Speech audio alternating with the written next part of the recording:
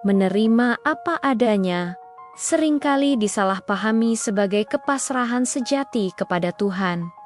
Padahal, ada perbedaan besar di antara keduanya. Hari ini, kita akan membahas sebuah cerita yang sangat mendalam tentang doa, usaha dan pertolongan Tuhan yang seringkali tidak kita sadari. Di sebuah daerah yang tenang, hiduplah seorang lelaki sederhana. Rumahnya berdiri tak jauh dari sebuah sungai yang selama ini menjadi sumber kehidupan bagi warga sekitar. Aliran airnya biasanya tenang, mengalir perlahan dan jarang sekali menimbulkan masalah bagi penduduk. Namun tahun 2021 benar-benar berbeda. Musim penghujan datang jauh lebih panjang dari yang diperkirakan. Hari-hari berlalu tanpa sinar matahari yang benar-benar cerah. Kadang hujan hanya turun rintik-rintik, tapi tak jarang turun begitu deras, seakan langit tak pernah kehabisan air. Kecemasan mulai menyelimuti warga desa. Air sungai perlahan-lahan naik. Awalnya hanya sedikit, tidak ada yang terlalu khawatir, tapi hari demi hari, ketinggian air terus bertambah.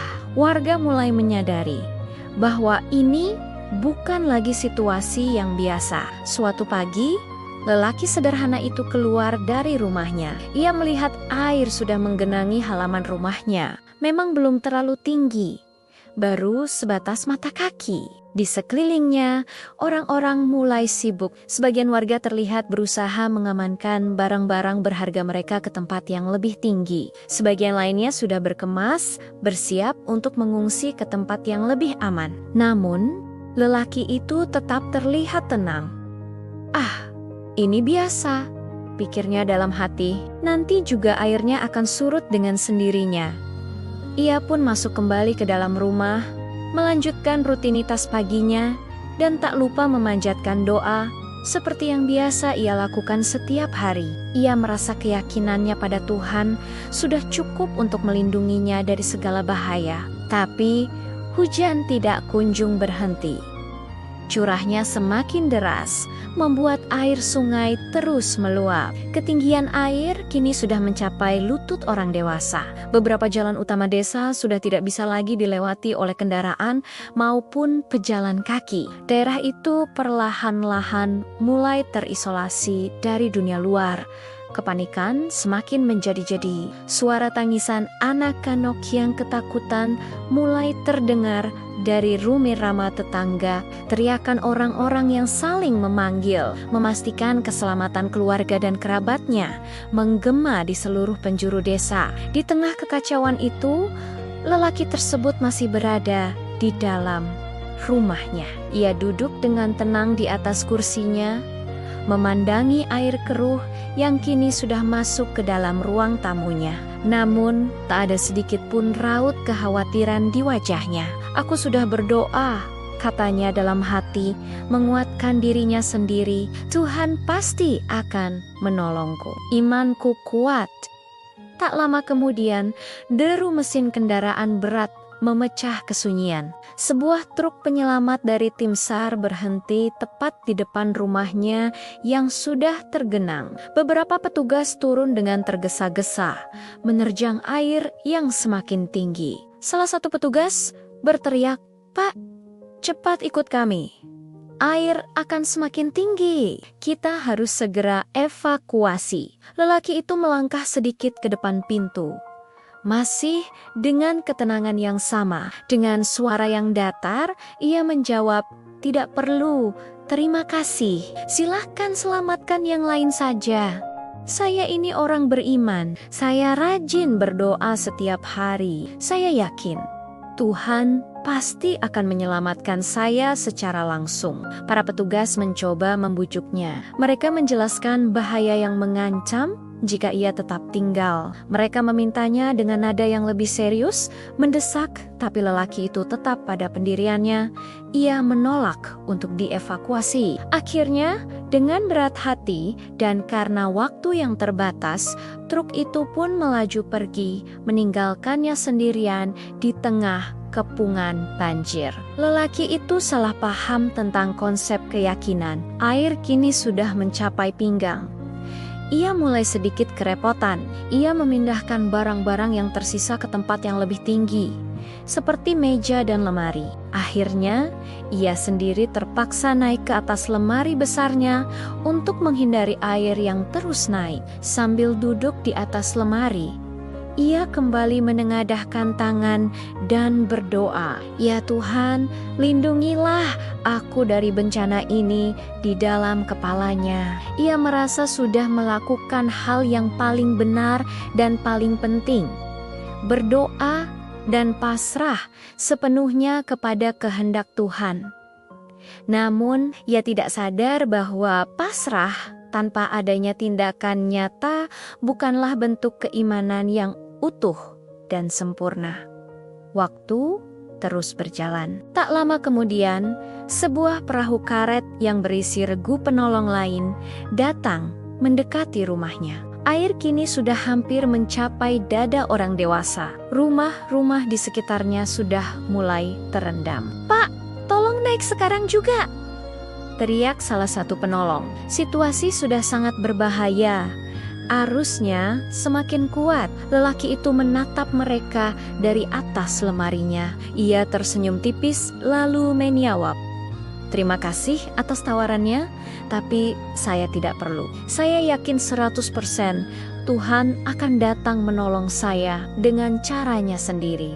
Para penolong di perahu karet itu saling berpandangan dengan bingung dan cemas. Mereka tahu waktu mereka semakin sempit. Masih banyak warga lain yang perlu diselamatkan. Dengan perasaan yang sangat berat, perahu itu pun akhirnya berbalik arah dan pergi. Doa tanpa kesadaran adalah hal yang berbahaya. Air terus naik tanpa ampun. Rumah-rumah di desa itu kini mulai tenggelam. Hanya atap-atapnya yang masih terlihat menyembul di atas permukaan air yang coklat dan beriak. Lelaki itu dengan susah payah berhasil memanjat dan kini duduk di wungan atap rumahnya. Hanya itu satu-satunya daratan yang tersisa untuknya. Tangannya terangkat ke langit. Mulutnya tak henti-hentinya berdoa, memohon pertolongan. Namun, jauh di dalam lubuk hatinya, rasa takut mulai merayap. Ia mulai merasa ragu. "Tuhan, di mana Engkau? Aku sudah berdoa tanpa henti. Kenapa belum juga Engkau menolongku?" Gumamnya dengan suara bergetar. Ia tidak sadar, sama sekali tidak menyadari bahwa pertolongan Tuhan itu sebenarnya sudah datang kepadanya berkali-kali dalam bentuk yang sangat nyata. Tiba-tiba suara bising baling-baling terdengar dari kejauhan dan semakin mendekat. Sebuah helikopter penyelamat meliang-liang tepat di atas atap rumahnya. Petugas dari atas helikopter melihatnya. Sebuah tangga tali segera dilemparkan ke arahnya. Melalui pengeras suara, terdengar suara yang jelas dan tegas. "Pak, pegang tali itu. Cepat naik sekarang. Ini kesempatan terakhir." Lelaki itu menengadah ke atas, ke arah helikopter yang berisik itu. Dengan sisa tenaga yang ia punya, ia berteriak sekuat-kuatnya, "Terima kasih, tapi saya tidak perlu. Saya ini orang beriman. Tuhan pasti akan menyelamatkan saya." Para kru helikopter berputar-putar beberapa saat, berharap lelaki itu berubah pikiran. Namun, karena waktu dan bahan bakar yang sangat terbatas, mereka tidak punya pilihan lain selain pergi untuk menyelamatkan korban lainnya. Dan akhirnya, terjadilah akhir yang menyedihkan. Air terus naik, arusnya menjadi semakin kuat dan ganas. Lelaki itu, yang begitu yakin akan diselamatkan secara ajaib, akhirnya tersapu oleh arus deras dan tenggelam bersama rumah dan seluruh keyakinannya yang keliru. Di akhirat, lelaki itu berdiri di hadapan Tuhan dengan suara yang penuh protes dan kekecewaan. Ia berkata, "Ya Tuhan, aku adalah hamba-Mu yang taat. Aku selalu berdoa kipodimu, selalu mengingat-Mu dalam setiap keadaan. Mengapa Engkau membiarkanku tenggelam? Mengapa Engkau tidak menolongku?" Tuhan menjawab dengan suara yang tenang dan penuh hikmat, "Aku selalu mendengar setiap doamu. aku tidak pernah mengabaikanmu. Karena doamu itulah, aku mengirimkan sebuah truk untuk mengevakuasimu. Lelaki itu terdiam. Tuhan melanjutkan, saat engkau menolaknya, aku mengirimkan sebuah perahu karet. Dan saat engkau menolaknya lagi, aku mengirimkan sebuah helikopter sebagai pertolongan terakhir. Mengapa engkau menolak semuanya? Cerita ini bukan sekadar tentang banjir dan seorang lelaki yang keras kepala. Ini adalah cerminan tentang hidup kita sendiri. Seberapa sering kita berkata, aku sudah berdoa, biarlah Tuhan yang bekerja. Atau, aku pasrah saja pada Tuhan, apapun hasilnya. Atau mungkin, kalau memang Tuhan mau, pasti akan terjadi. Padahal, Tuhan sudah memberi kita kesempatan. Tuhan sudah mengirimkan jalan keluar. Tuhan sudah membukakan pintu untuk kita.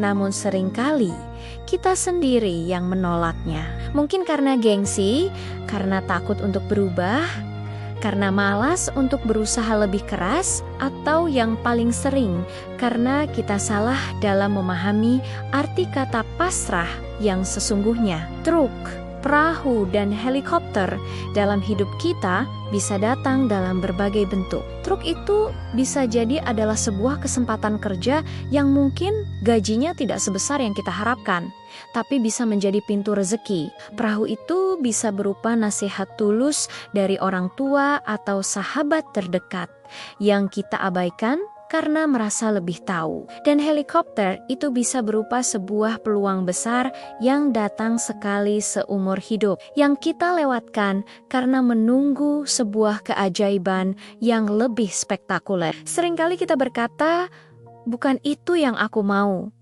Bukan seperti ini caranya. Aku akan menunggu mukjizat yang sesungguhnya saja.